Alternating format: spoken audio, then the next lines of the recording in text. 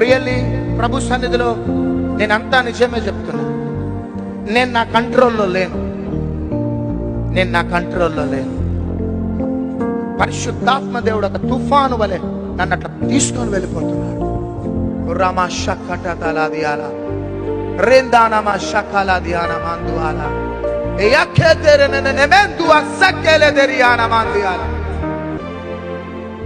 Inverter లేకపోయినా, generator లేకపోయినా fan ఇంకా తిరగబోతుంది.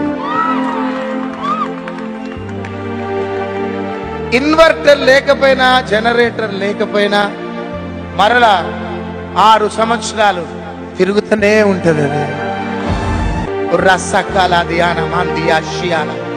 దేవుని ఆత్మచేత బయలుపరచబడుతున్న మాటలు. సకల్దారియన్ మలాషియాల ఏ వ్యతిరేకతలు లేచినా ఏవి ఏం చేయలేవు.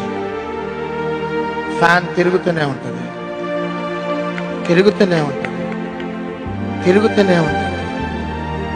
సలాదు అమ్మే కాదనషియాల. ప్రవీణ్ పాస్టర్ గారు వైసీపీ గెలుస్తుంది, రాబోయే 6 సంవత్సరాలు వైసీపీ అధికారంలో ఉంటుంది అని చెప్పాడు. పైగా పరిశుద్ధాత్మ దేవుడి ద్వారా చెప్తున్నాను, దేవుడే నాకు బయలుపరిచాడు అని చెప్పాడు. కానీ వైసీపీ ఓడిపోయింది.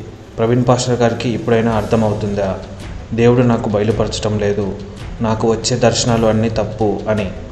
ఎందుకంటే దేవుడు ఎప్పుడూ ఎక్కిరించబడడు, అబద్ధం ఆడడు, మాట మార్చాడు. ప్రవీణ్ పాస్టర్ గారు భ్రమలో ఉన్నారు అన్న విషయం గ్రహించాలి. దేవుడు ఎప్పుడు కూడా అబద్ధాలు చెప్పేవాడు కాదు. బైబిల్ నందు ప్రవచనాలు ఎలా ఉండేవి ఒకసారి పరిశీలిద్దాం. ఎలీషా గారు ప్రవక్తగా ఉన్న కాలంలో సిరియా రాజు ఇశ్రాయేలు రాజ్యాన్ని ముట్టడి చేస్తాడు. ఎంతలా అంటే ఆ దేశంలో ఆహారం దొరకక కన్న కొడుకుని చంపుకొని తినేంత ఘోరమైన ముట్టడి చేస్తాడు. 2వ రాజులు 6వ అధ్యాయము 25వ వచనం నుంచి 30వ వచనం వరకు చూస్తే మనకు అర్థమవుతుంది. గాడిద తల 80 రూపాయలకు అమ్మేంత క్షామం కలుగుతుంది. అలాంటి పరిస్థితిలో ఎలీషా గారు ఒక ప్రవచనం చెప్తాడు ఇశ్రాయేలు రాజుకి. రేపు ఈ సమయానికి షోమ్రోనులో రూపాయి 1కి ఒక మానిక సన్నని పిండి దొరుకుతుంది అని ఆ రాజుతో చెప్తాడు. అదే సమయానికి రాజు దగ్గర ఒక అధిపతి ఉంటాడు. ఆ అధిపతి ఎలీషా చెప్పిన మాట నమ్మాడు. ఎలీషా గారు ఆ అధిపతితో, నీవు ఆ సంఘటనని చూస్తావు కానీ అది తినే ప్రాప్తం నీకుండదు అని చెప్తాడు.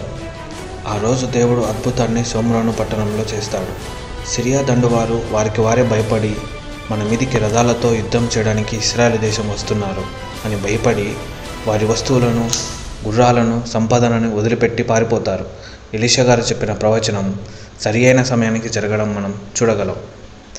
ఎలీషా గారు ఎవని గూర్చి అయితే ఆ మానిక సన్నని పిండి నువ్వు తినలేవు అని చెప్పాడో అతను ద్వారగుమ్మమ దగ్గర జనాల తొక్కిసలాటలో మరణిస్తాడు. దేవుని తాలూకు ప్రవచనాలలో పొరపాటు ఉండదు. దేవుడు విక్రింపబడడు, జాగ్రత్త. మన స్వకీయ లాభం కోసం, మన గొప్పగా పిలువబడడం కోసం మన నిర్ణయాలు, మన ఇష్టాలు దేవుడి నుండి అనుగ్రహింపబడ్డాయి అని చెప్పడం మహాపాపం. దయచేసి ఇలాంటి వాటిని నమ్మొద్దు, ప్రోత్సహించొద్దు.